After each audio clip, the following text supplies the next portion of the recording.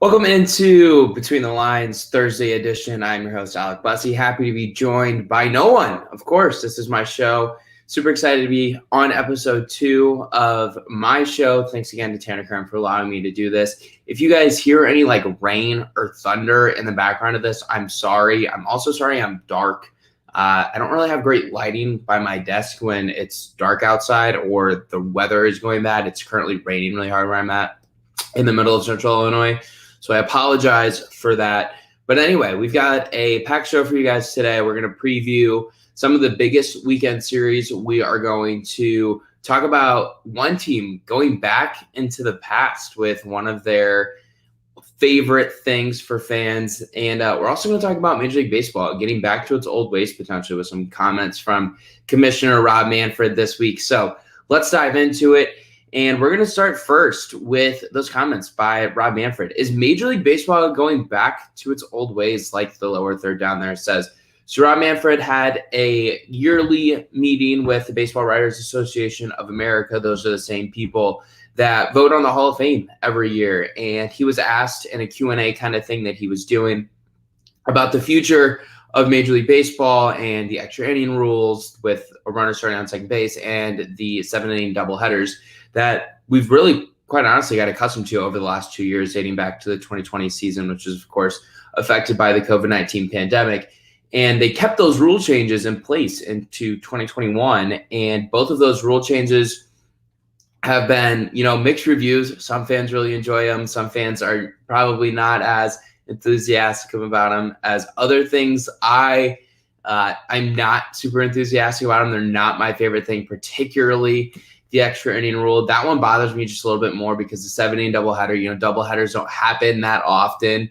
And especially in today's game, they just don't happen that regularly. And when they do, I do kind of understand it. I hate the 7-inning doubleheader, but I absolutely hate the runner starting on second base and extra innings. If they wanted to modify it a little bit, I could get to a point where I could compromise where, we get to the 12th, 13th inning and you want to do it then, that's a little bit okay with me. I guess I would compromise. But starting a runner on second base in the 10th inning is little leaguish. I mean, my sister's fiance is a high school baseball coach, and he and I were joking about how, they have more professional extra inning rules in Illinois high school baseball than they do in Major League Baseball. They don't put a runner on second base, and Major League Baseball needs to get rid of this rule.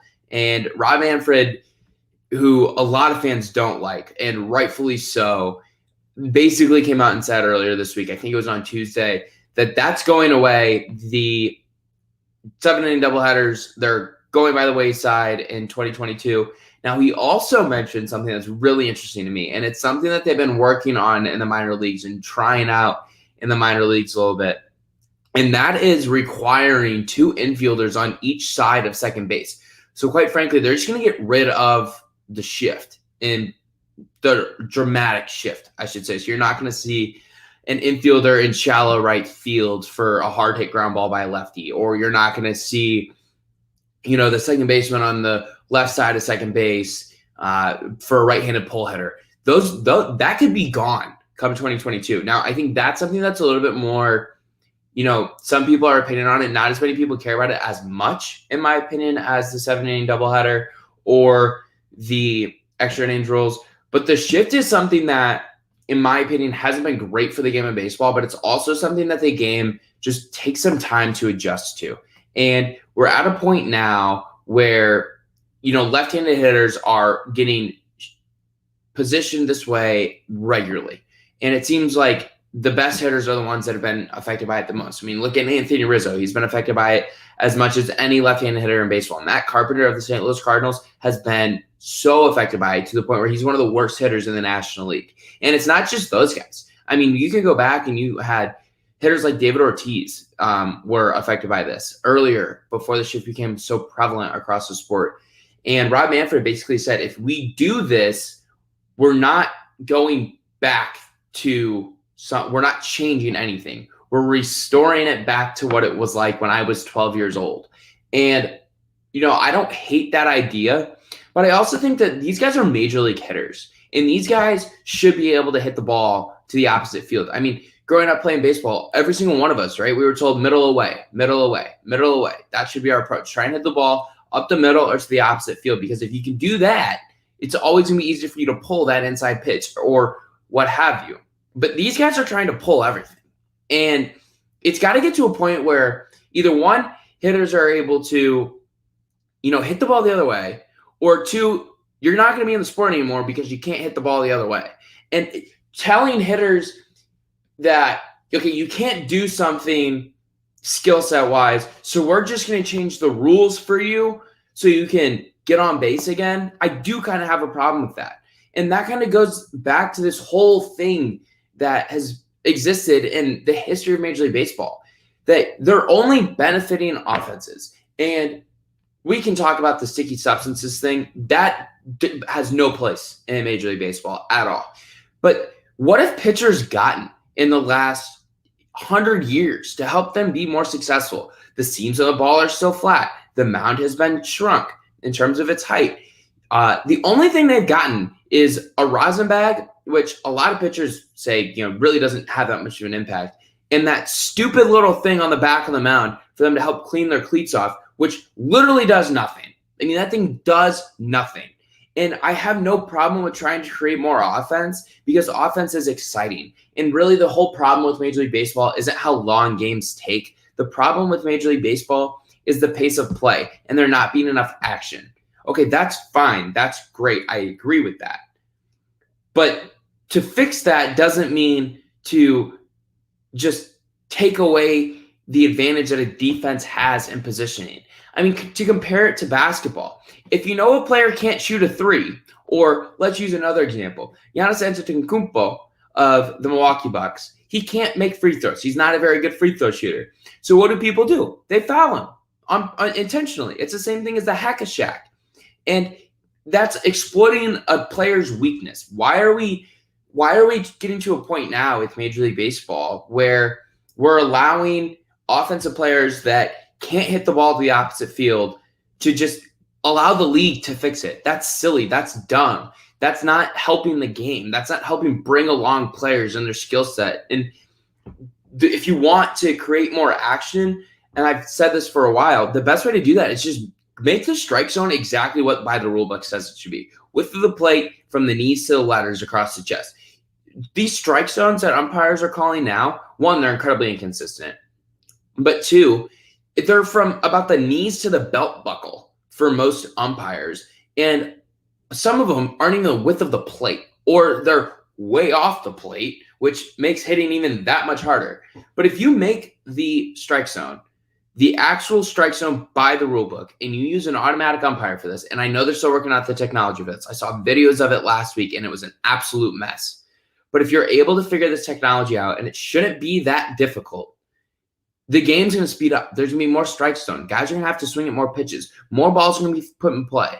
That is how you speed up the game and increases the pace of play.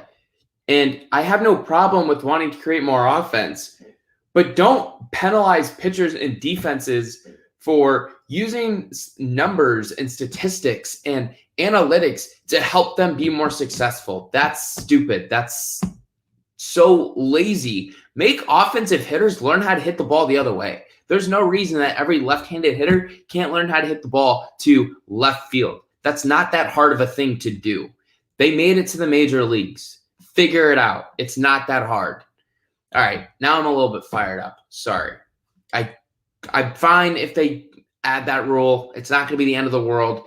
There's other rules that they could do that would make me more upset. I just think you're not helping the situation. You're just being lazy in the situation.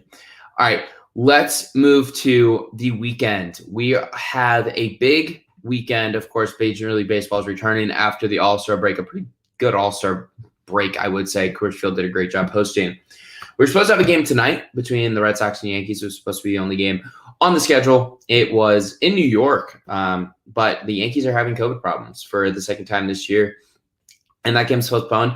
And, of course, that puts the whole series in jeopardy, and it puts a lot of question marks around whether or not this series happens, quite frankly, at all. But let's say it does happen. Let's say they're able to play Friday, Saturday, and Sunday, in this, and they make a 4-game series a 3-game series. This series is massive for the New York Yankees. 8 of the Yankees' first 10 games post All-Star break are against the Boston Red Sox. And the Yankees are, I believe, 8 games out of the American League East first place are the Boston Red Sox. And the Yankees are 0-6 against the Red Sox this year, and they've been outscored by a lot in those games. The Yankees cannot go, and let's assume they make one of those 4 games in that second series of doubleheader. The Yankees cannot go, 3-5 in these 8 games and expect to still have a chance to win the American League East. They need to probably win 5 or 6 of these games if they want to feel like that they have a chance. And the Yankees have too big of a payroll to sell. No one wants Giancarlo Stanton. Gleyber Torres hasn't been very good. Gary Sanchez behind the plate, you need to be a little bit better. Aaron Judge, he's probably untouchable. Your pitching rotation, you don't have very many arms that other people are going to want or that you're going to be willing to trade. Garrett Cole, he ain't going anywhere. Aroldis Chapman hasn't been very good and of the last couple of weeks, but he's still a pretty good reliever. The Yankees don't have a lot of pieces. DJ LeMahieu, another one. You just don't see them moving on from that. They're the Yankees. They don't sell. The Yankees aren't willing to just lose games. So the New York Yankees are the best franchise in the history of the sport. The Yankees need to win at least 5 of these games against the Red Sox if they want to feel like that they're still in contention to win that division. And that is huge for the Yankees. They need to be able to figure out how to win a few of these games. I know Tanner talked about this on the previous show. I'm going to talk about it a little bit from the Red Sox perspective here. If you're the Red Sox, you're 6-0 in this season against the New York Yankees. You have to feel like this is an opportunity for you to kill the Yankees, step on their throat, and get them out of all discussion regarding their ability to win the division. You have Rafael Devers has been incredible. Kike Hernandez, in my opinion, is one of the most unsung heroes of this Red Sox team all season. He doesn't have the best numbers. He isn't playing, gold glove center field defense for Boston, but he's been a spark plug that roster needed and that clubhouse needed, and he's been huge for their development. That was great for the Boston Red Sox to sign him this offseason. And then you look at it a little bit more from the perspective of, they need to kind of get things going in their pitching staff. Boston does. They're calling up Tanner Houck. The Red Sox go 18 straight days here. Well, now 17 straight days with a game. They're going to try and extend their starting rotation just a little bit. And Tanner Houck in his 2 starts last year in September was really good. He's one of the top pitching prospects. He got 2 starts at the beginning of this season when Rodriguez was being extended. He was hurt in spring training. They were kind of slowly bringing him back. And Houck was pretty good in those 2 starts too. Tanner Houck is going to potentially be a front of the rotation guy for the Red Sox moving forward. Now, you move this forward a little bit more with the Red Sox, and you're going with this longer rotation.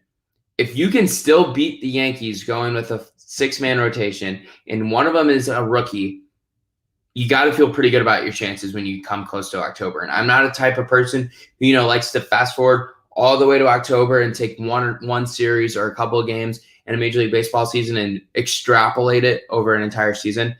But for this, I think it's huge for the Red Sox. I think the Red Sox have a legitimate chance to win the American League and maybe threaten a team from the National League for the World Series, whether that's the Dodgers, the Padres, the Giants, whoever it may be. The Red Sox are legit, and they've got the pieces to potentially win a World Series if everything goes their way. And I think these 8 games against the Yankees, a struggling Yankees team, is a really good opportunity for the Red Sox to show, where they're at and how much more talented and how much of a better unit as a group they are than the New York Yankees. And if they are able to win, 5, 6, 7 of these games against the Yankees, you're going to feel pretty good about the Boston Red Sox chances to make a deep run in the American League playoffs. Let's move to another one. San Diego Padres against the Washington Nationals. This series is running from Friday to Sunday. This is a series that is pretty important, in my opinion, for the San Diego Padres. The Washington Nationals are out of contention here at this point. They're going to be selling different pieces that they have, most notably Max Scherzer and probably their star shortstop, Trey Turner. Outside of that, they've got a couple of pieces that they could probably move here and there, a couple of relievers. But let's focus on the Padres here. This is a big series for the Padres, in my opinion. We came into the year and the Padres were, by most people's understanding, the team with the second best chances of winning a World Series behind the Los Angeles Dodgers. And the Padres are in third place, and that's not necessarily their fault. They're on pace to win more than 100 games still.